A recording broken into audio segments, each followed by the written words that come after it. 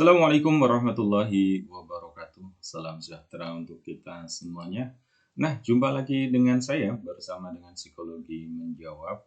Pada kesempatan kali ini kita sampai pada pembahasan perkembangan masa remaja ya. Nah, setelah sebelum-sebelumnya kita sudah membahas terkait dengan perkembangan anak prasekolah dan juga ada perkembangan-perkembangan sebelumnya ya. Nah, bagi teman-teman yang barangkali baru menemukan video ini, video pembelajaran ini, silakan untuk kepoin juga video-video yang lain dari channel Psikologi Menjawab ya. Dan insya Allah pastinya akan bermanfaat. Dan juga ingat untuk subscribe, like, comment, and share video-video dari Psikologi Menjawab. Dan juga ikuti terus video-video pembelajaran dari Psikologi Menjawab, dan insya Allah ada giveaway-nya ya. Insya Allah setiap akan ada giveaway pulsa gratis. Baik, nah saya akan melanjutkan terkait dengan perkembangan masa remaja ini ya. Nah, sebenarnya apa sih masa remaja?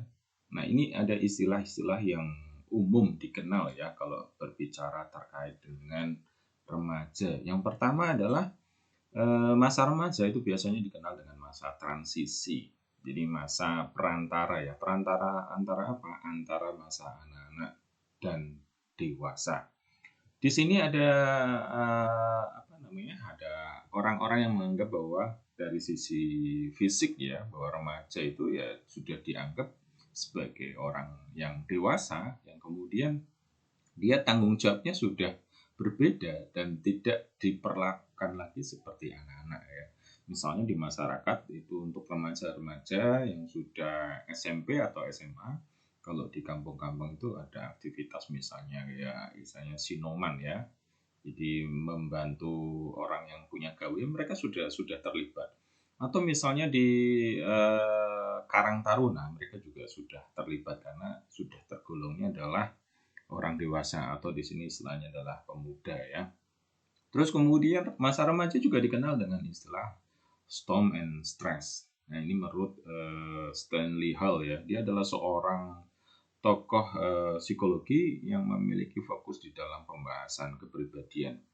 Kenapa disebut dengan storm and stress? Jadi stres dan kemudian badai, karena situasi di mana remaja ini mengalami konflik ya, dengan orang tua atau orang yang lebih dewasa, dan juga ada perubahan emosi yang cepat dan ada perilaku-perilaku yang berisiko. Jadi menurut Stanley Hall ya, di sini masa remaja ini dalam konteks kepribadiannya itu mulai kemudian katakanlah mempertanyakan ulang apa yang sudah disampaikan oleh orang-orang dewasa, benar nggak sih seperti itu? Atau misalnya ada situasi di mana remaja katakanlah ya, ketika masa anak-anak kan banyak di orang tua ya, di lingkungannya ya, terus kemudian sekolah di tempat yang jauh, berada di lingkungan baru, dan ternyata punya value nilai yang berbeda ya. Di sinilah mulai kemudian mempertanyakan, dan bahkan bisa saja kemudian menginstruksi ya apa yang disampaikan oleh orang tua atau orang dewasa. Terus berikutnya lagi misalnya secara emosi, memang emosinya sangat luar biasa berubah dengan cepat, terutama karena memang di sini dipengaruhi oleh hormon ya. Kita tahu sendiri bahwa remaja ini perkembangan pertumbuhannya itu luar biasa, itu ya. Terutama misalnya secara khusus orang-orang atau para ini ya, remaja cowok ya, yang kemudian habis di hitan itu, wah, pertumbuhan fisiknya itu cepat sekali, nah, itu ya.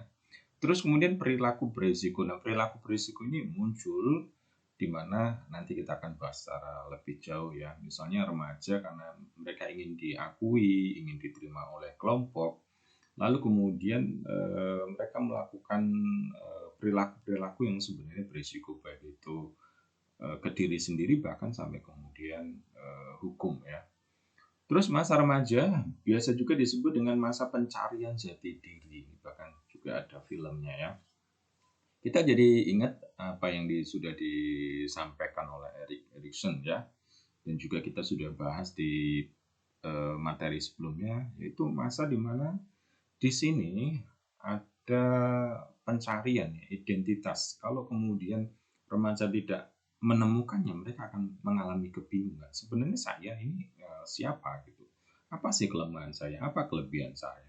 Bahkan kemudian ada remaja-remaja yang kemudian memiliki citra diri yang negatif, sehingga mereka ini memandang dirinya negatif, merasa tidak punya kemampuan, tidak punya bakat, sampai kemudian katakanlah mereka ketakutan untuk kemudian bergaul, minder. Bahkan kalau misalnya mau melanjutkan kuliah pun kebingungan gitu. Kalau ditanya coba sebutkan kelebihanmu, mereka lebih bisa untuk menyebutkan kekurangannya, misalnya seperti itu ya. Dan kita juga tahu bahwa masa remaja ini disebut juga dengan masa pubertas ya, dan pubertas ini umumnya terkait dengan perkembangan fisik yang luar biasa cepatnya, karena memang ada pengaruh dari hormon. Nah, kita akan bicarakan satu persatu. Yang pertama adalah perkembangan fisik. Jadi perkembangan fisik ini terjadi perubahan yang cepat ya. Jadi cepat. Itu karena ada pertambahan hormon seksual. Dan kita tahu sendiri ya, kemudian hormon ini nanti pengaruhnya akan ada misalnya ke ini ya, pertumbuhan tanda kelamin sekunder. Kalau laki-laki ya kumis, terus kemudian jenggot atau jambang gitu ya, kanan kiri. Dan kemudian di bulu yang lainnya.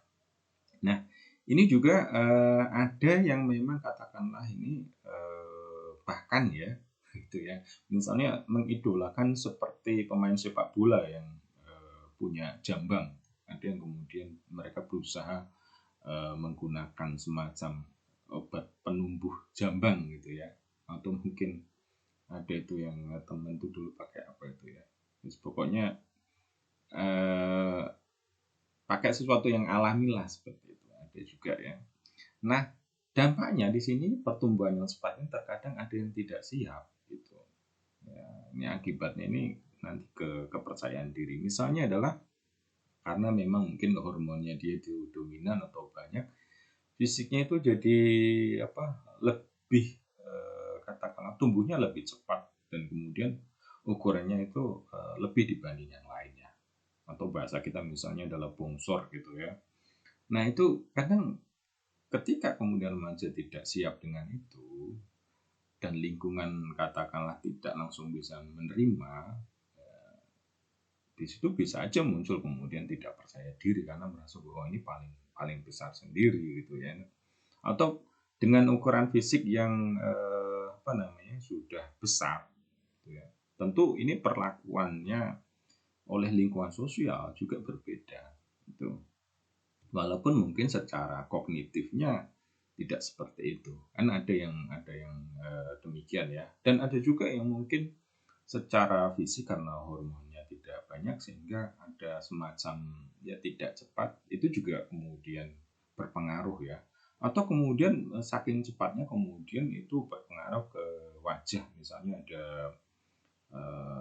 komedo dan yang lain-lain ya, selain juga karena kebersihan, dan juga itu ada mungkin yang tipe orang-orang yang wajahnya banyak berminyak terus kemudian hormon, itu juga jadi tantangan tersendiri buat remaja karena memang secara fisik umumnya remaja mulai perhatian di situ ya. Jadi tantangan di sini terkhusus misalnya adalah konsep diri terkait dengan fisik ya, cantik nggak cantik, terus kemudian keren nggak keren, seperti itu ya. Karena memang kita tahu sendiri tidak bisa dipungkiri, misalnya di tayangan-tayangan pun ada banyak sekali yang kemudian menampilkan remaja-remaja yang secara fisik memang itu sangat diimpikan, sangat diidealkan gitu. Bahkan sampai kalau di luar negeri itu orang melakukan operasi plastik ya untuk kemudian benar-benar seperti boneka Barbie, ada yang seperti itu. Nah, sampai kemudian bagi orang-orang tertentu yang kemudian memimpikan sesuatu yang ideal, misalnya tubuh yang ideal ya, ada yang sampai kemudian muncul yang disebut dengan gangguan bulimia ya. Jadi gangguan bulimia ini apa? Dia menginginkan tubuhnya itu katakanlah ideal, bentuknya langsing dan seterusnya. Tetapi dorongan makannya juga luar biasa. Lalu apa yang dilakukan? Dia tetap makan, tetapi kemudian dia coba untuk memuntahkan kembali, ya, karena takut gemuk gitu. Nah, atau ingin ingin langsing. Nah, di sini juga jadi problem kalau kemudian ini jadi semacam sudah jadi gangguan ya. Tentu secara pencernaan ya akan bermasalah, terus kemudian nanti juga kepercayaan diri dan yang lain-lainnya. Nah, sebenarnya konsep tentang fisik ini juga ada survei yang apa namanya, yang membuktikan ya pengaruh besar dari media. Ketika kemudian kita biasa melihat, oh yang ini yang definisi cantik, ini yang nggak cantik, ini yang katakanlah ganteng, ini nggak ganteng. Ternyata media itu punya pengaruh yang luar biasa. Termasuk kemudian ketika seseorang itu masa kanak-kanak ya. Ketika orang tua menempatkan penghargaan di anak itu apa? Kalau misalnya dari kecil sudah, wah kamu ganteng, kamu cantik. Bukan soal kecerahan kulit, bukan soal warna kulit. Nah itu tentu akan lebih lebih bagus dibandingkan kemudian kalau kita cermati sekarang inilah di iklan-iklan juga sudah bergeser sudah bergeser dari sekian lama. Misalnya konsep cantik itu kalau dulu mungkin sifatnya adalah Eropa, orang Barat ya. Terus kemudian bergeser dari ke Korea, terus kemudian bergeser lagi ke konsep cantik Asia yang kemudian apa namanya munculnya itu kulitnya sudah cenderung ke sawo matang ataupun ke gelap ya. Nah ini hal yang menarik sebenarnya untuk kita kaji juga, dan ternyata misalnya konsep cantik dari zaman dulu sampai sekarang juga berubah-berubah, dan ini media baik itu internet terus kemudian katakanlah film dan seterusnya itu ikut mendefinisikan. Kalau dulu orang yang ukuran badannya besar itu dibilang cantik, terus kemudian bergeser lagi dan macam-macam ya. Nggak tahu nih kalau soal sekarang, dan mungkin teman-teman yang melihat video ini punya definisi apa gitu ya. Nah berikutnya adalah perkembangan kognitif. Nah kalau kita ingat ketika kita membahas terkait sama perkembangan kognitif PAC ya, di sana remaja itu sudah kemudian dia berada pada tahapan yang bisa berpikir secara abstrak. Dia bisa membuat hipotesis, kesimpulan, gitu ya. Sehingga kemudian memang remaja itu suka untuk kemudian berdiskusi, ngobrol, banyak hal, berbicara tentang mimpi, cita-cita, minat, dan yang lain-lain. Dan sebenarnya memang ada potensi besar ya di remaja ini, terutama ya kita bersyukur sekali ya. Kemudian kalau misalnya di sekolah-sekolah itu ada olimpiade, terus kemudian ada KIR, kelompok ilmiah remaja, terus kemudian ada olimpiade, entah itu fisika, matematika, yang dulu eksak, terus kemudian berkembang juga ada olimpiade, akuntansi, dan yang lain-lain. Dan itu memberikan ruang yang luas bagi remaja untuk kemudian bisa mengembangkan kecerdasannya, kemampuan kognitifnya ya. Dan kemudian juga remaja sudah memiliki minat misalnya terkait sama aku ingin menjadi seorang yang mungkin mengidolakan seperti apa namanya tokoh di film, terus kemudian di situ dia mulai belajar nih bidang yang dia tekuni apa sih. Mungkin ini belajarnya tentang detektif, tentang mencari kepribadian orang misalnya seperti itu ya. Dan tantangannya kemudian adalah ada permasalahan-permasalahan dengan terkait dengan kepercayaan diri, terutama akan pemilihan jurusan. Nah ini menjadi tantangan besar misalnya bagi remaja-remaja yang merasa bahwa kemampuan kognitifnya itu tidak sebagus yang lain, aku biasa-biasa saja. Sehingga di situ merasa, nah nanti kalau memilih jurusannya apa? Dan ini penting nanti di bagian akhir saya akan memberikan semacam apa yang sih yang bisa kita lakukan gitu ya. Dan juga terkait sama perkembangan kognitif ini, kita juga umum mengenal misalnya ada remaja-remaja yang bilang mereka ini adalah bintang kelas ya, karena saking kemampuan kognitifnya oke, pinter, terus mungkin dari sisi penampilan juga oke. Nah, benar-benar jadi semacam bintang di kelasnya ya. Nah, berikutnya adalah perkembangan sosial. Nah, ketika kita berbicara tentang remaja, kita juga tidak lepas dari perkembangan sosial ini. Jadi remaja ini mulai dilibatkan dalam kegiatan masyarakat. Di depan tadi sudah saya singgung, ya, remaja-remaja mereka sudah dianggap dalam tanda kutip ya sebagai orang yang dewasa, sekalipun belum sepenuhnya untuk kemudian bisa diberikan tanggung jawab seperti orang dewasa ya. Dan remaja sendiri juga membuat komunitas, kelompok atau bahkan geng sesuai minat mereka. Misalnya kalau yang akhir-akhir ini kan, misalnya game online gitu ya, atau misalnya dulu ada yang ini ya motor gitu ya, motor merek khusus, atau mungkin di tempat tertentu di kota-kota juga ada misalnya pemilik mobil khusus gitu. Jadi mereka memiliki komunitas, mereka memiliki kelompok ya. Dan tantangannya adalah misalnya karena keinginan untuk kemudian berkelompok ini besar, ada yang disebut dengan konformitas ya. Ada, mungkin nanti bisa dicek juga di berita. Ada kasus-kasus di mana remaja ini membuat geng, dan gengnya ini bahkan untuk masuk ke geng ya, seseorang itu harus mengikuti aturan dari geng itu, dan aturannya adalah terkadang itu mengganggu orang lain, bahkan mengarah ke tindakan kriminal ya, dan itu realitas ya, ada yang seperti itu. Nah ini menjadi tantangan ya, sehingga jangan sampai kemudian remaja itu salah pergaulan, karena kalau salah pergaulan itu akan merugikan remaja sendiri dan masa depannya jadi suram ya. Jadi saya ingat betul pesannya guru saya ketika menggambarkan masa remaja itu seperti orang meniti di jembatan gantung gitu ya.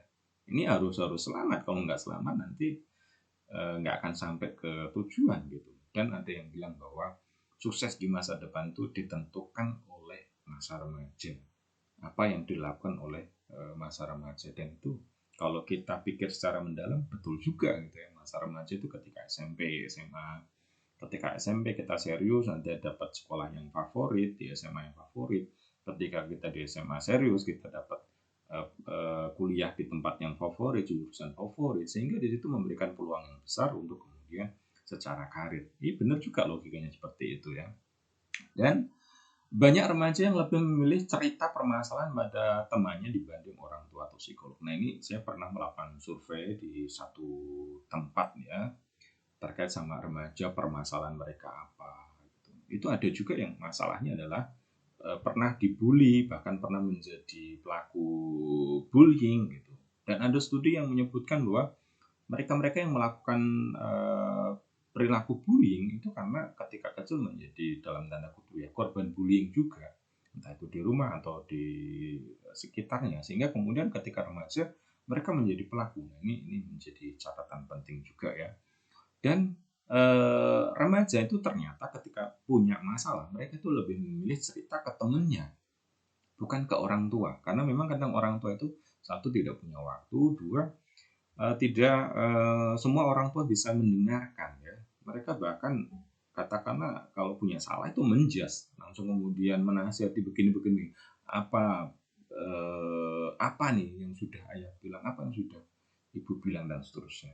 Sehingga kemudian remaja ini memilih cerita ke temannya. Dan yang tantangannya lagi adalah kalau kemudian temannya itu memberikan solusi yang baik, itu tentu tidak masalah. Tetapi kalau kemudian yang solusi yang diberikan ini bertentangan atau kemudian bahkan justru menimbulkan masalah yang lebih besar, ini juga perlu kita jawab ya. Nanti di bagian akhir juga saya akan memberikan rekomendasi terkait hal ini.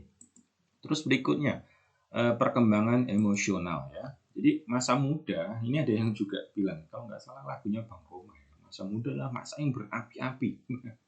Ini masa yang semangat, dan kita sebenarnya memang perlu memberikan apresiasi ya pada remaja atau bahkan pemuda, karena kita juga sebenarnya punya daftar yang banyak sekali ya, remaja-remaja yang punya prestasi, terus kemudian bahkan ya keren lah pencapaiannya gitu. Terus kemudian juga berkat pemuda lah kita ini merdeka gitu, dan juga berkat sumpah pemuda lah kita ini punya semangat untuk kemudian istilahnya apa ya, ya bebas dari penjajahan. Ini tidak kalah ya perannya para pemuda atau bahkan para remaja. Dan emosi remaja itu dipengaruhi hormon-hormon dan cenderung meledak-ledak. Ini ya, ini di sini kadang atau yang umum terjadi adalah ketika misalnya keluarganya sudah di sekolah ada problem, di rumah tidak ada yang mendengarkan, tidak punya teman, ya akhirnya meluap nih semuanya gitu ya, meledak-ledak. Ini bahkan juga ada rekan sejawat ya, seorang psikiater selama proses pandemi ya, COVID ini juga ternyata ide bunuh diri yang dilakukan oleh remaja itu meningkat. Nah, indikasinya apa? Jadi beliau ini membandingkan ketika masa-masa sebelum pandemi sampai kemudian sekarang gitu. Dan remaja yang ditangani yang datang ke apa ini ya untuk konsultasi ke psikiater itu ternyata meningkat. Mereka ingin bunuh diri dan seterusnya. Nggak tahu nih problemnya apa. Saya kira ini juga terkait sama emosi ya.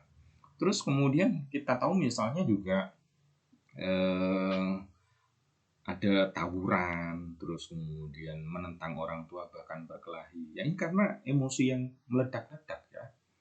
Jadi kita tahu misalnya kalau ada berita bahwa ada kelompok anak remaja yang kemudian ikut berdemo, ya itu saya kira hal yang sebenarnya memang sangat wajar ya dari sisi psikologi bahwa mereka punya dorongan ingin tampil secara emosi juga apa namanya meledak-ledak dan bahkan mungkin merasa bangga ya ikut di komunitas itu atau kelompok itu sekalipun mereka tidak memahami dan memahami persoalan maksudnya. Tapi di sini juga sebenarnya jadi peluang buat kita. Berarti sebenarnya ada potensi besar ya di remaja ya.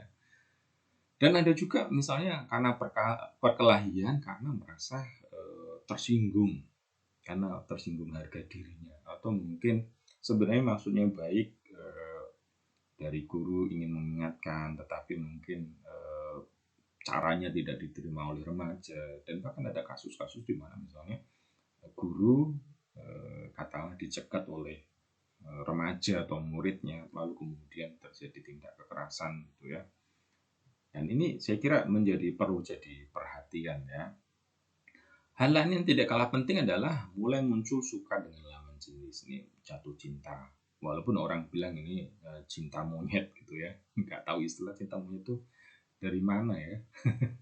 Mungkin satu kesempatan kita bisa bahas itu. Tapi intinya adalah ya orang kemudian emosinya itu mulai suka, lalu kemudian mulai ya kalau zaman dulu itu bahkan orang mulai belajar bikin puisi, terus kemudian nulis lagu, atau kemudian bikin pantun, bikin surat, nulis yang bagus, bikin sesuatu karya buat orang yang dicintai, gitu ya. Terus ya nggak tahu kalau kalau sekarang ya, kalau zaman dulu masih pakai surat-suratan atau bahkan zamannya belum ada televisi atau yang seperti sekarang ya.